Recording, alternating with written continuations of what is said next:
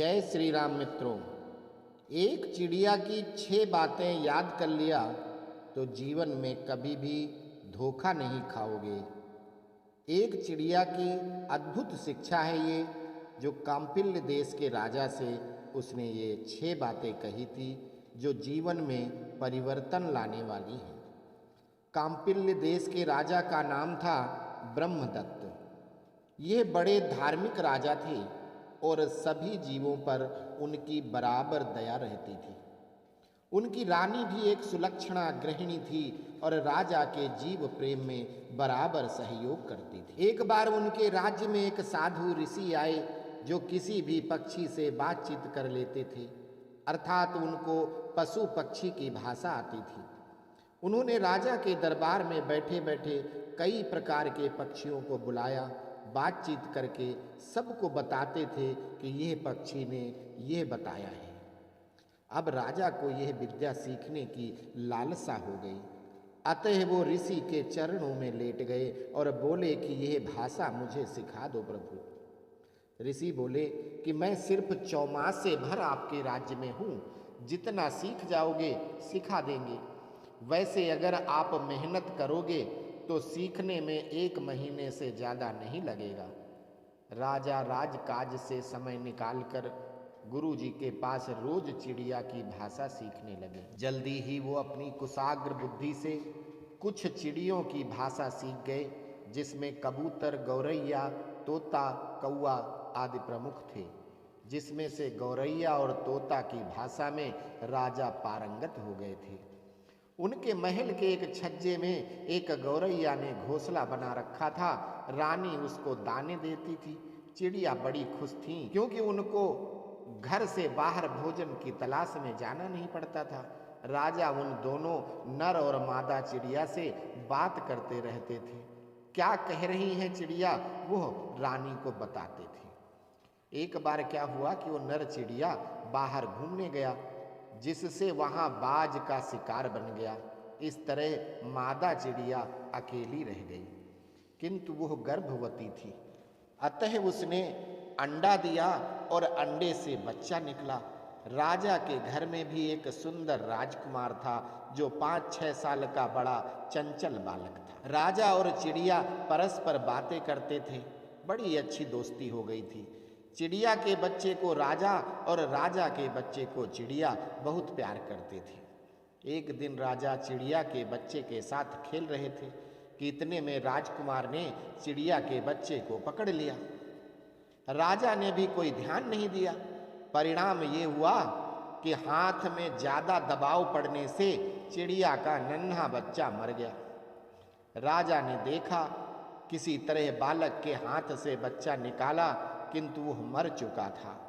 शाम को चिड़िया लौटी और देखा कि उसका बच्चा मर गया है, तो उसने क्रोध में राजा से बोला, अरे नराधम, तूने अपने बालक से मेरे बच्चे को मरवा दिया। तूने विद्या का प्रयोग करके बालक को बुलाया, उससे बातचीत कर रहा था और उसका ध्यान रखना तेरा काम था। तू अपने धर्म को भी भूल गया दुष्ट। शरण में आए हुए की रक्षा, शत्रु द्वारा पीछा किए जा रहे शरणार्थी की रक्षा, भूखे की रक्षा, अपने साथ या अपने आसपास रहने वालों की रक्षा करना धर्म है। तू ये भी भूल गया। यह बच्चा मेरे चिड़वे की निशानी थी मेरे पास, वो भी छीन लिया। मैं एक छोटी चिड़िया हूं, किंतु तेरे बालक को दंडित अवश्य करूंगी। ऐसा कहकर चिड़िया उड़ जाती है, किंतु थोड़ी देर के बाद बहुत सारी गौरैया के झुंड के साथ आई और राजा के बच्चे पर सभी चिड़िया टूट पड़ी और उसकी आंखें फोड़कर गौरैया उड़ गई। जब राजा घर लौटा तो बच्चे को अंधा देखकर क्रोधित हुआ, किंतु अगले पल सोचता है कि चिड़िया ने अपना बच्चा हमेशा के लिए खो दिया है, मेरी गलती से, जबकि मेरा पुत्र तो सिर्फ अंधा हुआ है। अतः वो शांत हो जाता है।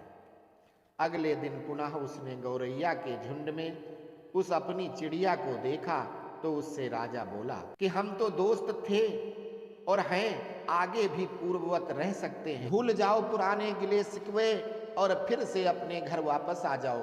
तो चिड़िया कहती है, हे राजन, संतान के दुख से बड़ा कोई दुख नहीं होता। मैंने तुम्हारे बालक को अंधा कर दिया, जिससे दोबारा तुम्हारे साथ रही तो तुमको अपने अंधे पुत्र को देखकर मुझसे बदला लेने की बात हृदय में अवश्य आएगी। एक बार अगर प्रेम का धागा टूट जाए तो वह जुड़ नहीं सकता, और अगर जुड़ गया तो गांठ पड़ना स्वाभाविक है। खोटे मित्र, खोटे देश, खोटे राजा, खोटे बंधु बांधव, खोटी पत्नी, खोटे पुत्र, इन 6 को दूर से ही त्याग कर देना चाहिए। क्योंकि खोटी भार्या से तात्पर्य चरित्रहीन पत्नी है, उससे पति को सच्चा प्रेम कभी नहीं मिल सकता। खोटे पुत्र से तात्पर्य वर्ण संकर पुत्र से है, जिसमें आपका अपना शुक्र नहीं है तो उससे पिंड भी नहीं मिल सकता। कुपुत्र अगर है तो वो हमेशा नुकसानदायक है। खोटे बंधु बांधव जो सिर्फ स्वार्थ बस रिश्तेदार हैं, एक बार उनकी असलियत खुल गई हो फिर उन पर विश्वास करना अपने पैर पर कुल्हाड़ी मारने के समान है। खोटे देश से तात्पर्य उस देश से है जहां सभी अधर्मी, नास्तिक, बेईमान, लुटेरे, कपटी लोगों की अधिकता हो, ऐसे देश को त्याग करना उचित है। वैसे ही खोटे राजा का मतलब अधर्मी, कृपण, बेईमान, क्रूर, स्वार्थी राजा से है, अर्थात वह राजा किसी के साथ न्याय नहीं कर सकता। और खोटा मित्र से तात्पर्य वो मित्र जो स्वार्थी है, धूर्त है, बेईमान है, अगर उसका एक बार भांडा फूट गया हो तो दोबारा उससे मित्रता करना सिर्फ धोखा ही मिलता है। भगवान श्री राम ने भी ऐसे मित्रों के बारे में बतलाया है कि जे न मित्र दुख होहि दुखारी, तिनहि बिलोकत पातक भारी। निज दुख गिरि सम रज करि जाना, मित्र का दुख रज मेरु समाना। जिनके असीमति सहज न आई, ते सठ कत हठि करत मिताई। श्री राम जी कहते हैं कि किसी से मित्रता करने के बाद अगर उसके दुख में स्वयं दुखी न हो तो ऐसे मित्र को देखने पर भी पाप लगता है। मित्र का धर्म होता है कि अपने पहाड़ से दुख को धूल के समान और मित्र के धूल के समान दुख को पहाड़ के समान समझे। और जिन मित्रों के अंदर ऐसी बुद्धि सहज ही नहीं होती तो उन दुष्टों को मित्रता नहीं करनी चाहिए।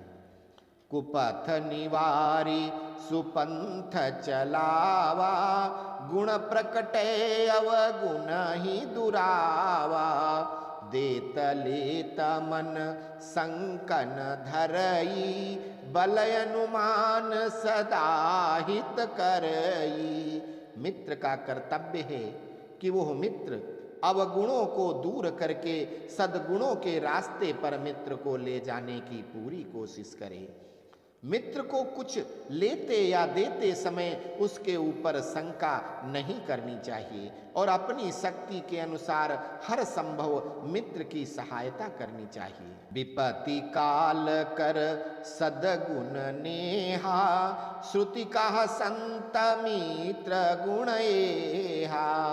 आगे कहे मृदु बचन बनाई, पाछे अनहित मन कुटिलाई।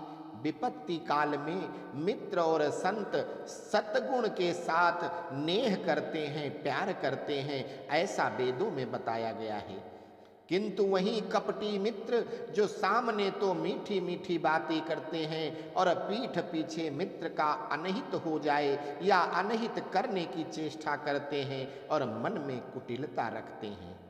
जाकर चित अहि गति सम भाई, अस कुमित्र परिहरे ही भलाई।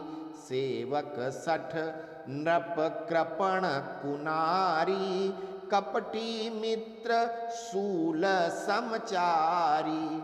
और ऐसे दो मुहे मित्र जिनके हृदय में सामने मीठी बात, पीठ पीछे कुठारा घात करने वाले हो, ऐसे दुष्ट मित्र को त्यागने में ही भलाई है।